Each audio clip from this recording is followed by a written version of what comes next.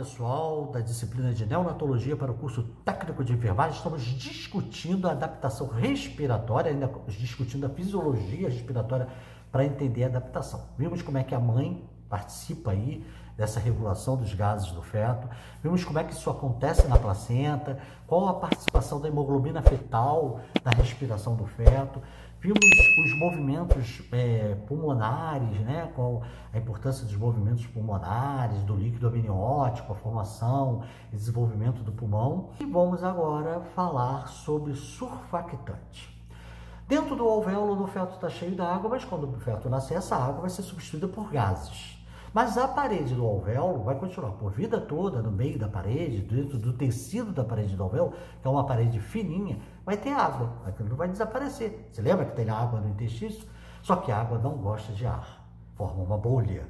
E as moléculas de água, quando tem contato com ar, elas formam igual um empaliçado, né? Ficam todas uma do lado da outra, aumentando a pressão daquilo, querendo invadir o ar. Claro que ele vai conseguir, mas vai ter uma hora que a expiração vai jogar o ar para fora.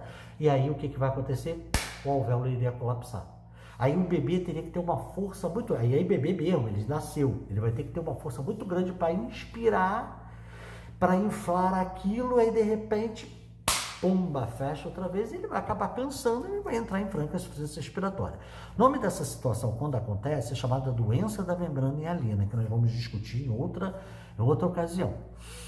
Para que isso não aconteça, existe um conjunto de células chamada pneumócitos, que produz uma substância anti-espuma chamada surfactante, que ela, quando é produzida, de contínuo, sendo produzida, ela cai na parede dos alvéolos e interage com essa água da parede do alvéolo, impedindo com ar ou sem ar dentro do alvéolo que ela forme essa interação entre as moléculas, fazendo com que a pressão não aumente, a pressão da parede do vaso, a tensão superficial não aumente e aí ele não colapse. Só que esses pneumócitos, quando eles estão a pleno vapor funcionando, isso significa que o pulmão acabou de amadurecer, ele é o último ponto a amadurecer.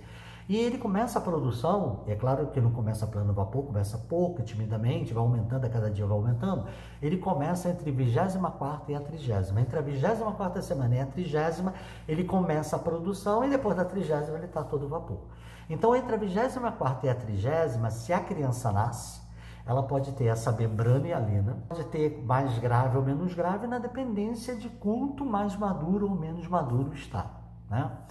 Agora, menos de 24 semanas, nenhuma criança tem um pulmão amadurecido. Então, aí vai ter que, na criança que tem entre a 24ª ou a 30ª, que ainda está começando a produzir, ou a que tem menos de 24 semanas, ela vai ter que usar, como a gente vai estudar numa outra ocasião, surfactante exógeno. Vai ter que entubar a criança e colocar surfactante exógeno para substituir esse natural, né? Porque o pulmão dela não está amadurecido. Agora, até para fazer isso, a criança tem que ter mais de 500 gramas. Se ela tiver menos de 500 gramas, não é funcional, traz um monte de efeitos colaterais e acaba morrendo de hemorragia pulmonar e não resolve nada, né? Então, tem que estar acima de 500 gramas, mas isso a gente vai discutir numa outra ocasião.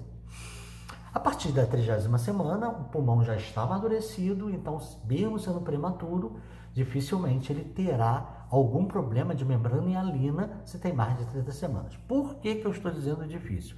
Porque tem algumas situações que aceleram o amadurecimento e tem outras que atrasam. O que acelera? Qualquer estresse crônico da mãe, hipertensão crônica, fumante, que nasce o bebê pequeno, isso vai dar um monte de repercussão na vida da mãe e da criança, do feto, né?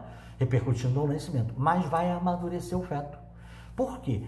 Porque o feto estressado pela mãe, um estresse crônico, ele produz muito glicocorticóide, que é o hormônio do estresse, e lembrar que os hormônios da criança, logo ele começa a ficar independente dos hormônios da mãe, e ele vai ter altos níveis de glicocorticóide, e o glicocorticóide acelera o amadurecimento do pulmão.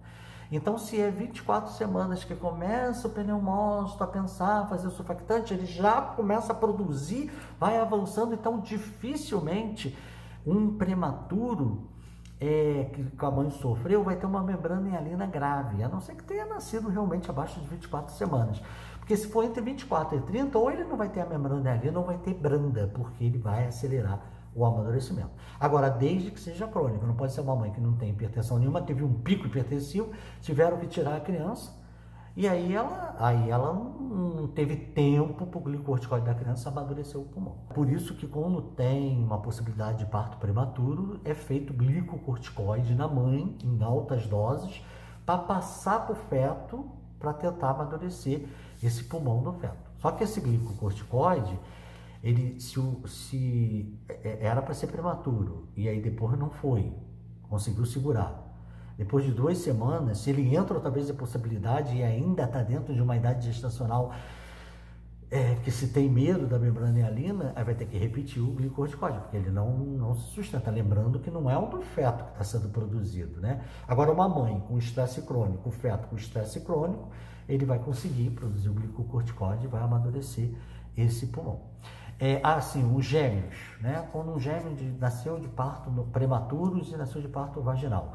Geralmente o segundo gêmeo, se tem membrana hialina, tem sempre mais branda do que do primeiro, porque o primeiro é o primeiro que nasceu, o segundo sofreu todo o processo do parto do primeiro, contração, aquela charopada toda, aí depois vem o dele. Então, ele, por mais que tenha membrana hialina, ele geralmente tem um pouco mais branda do que o outro, porque ele teve, por menos tempo que ele teve glicorticoide, ele teve glicorticoide mais tempo do que o outro, para amadurecer o pulmão.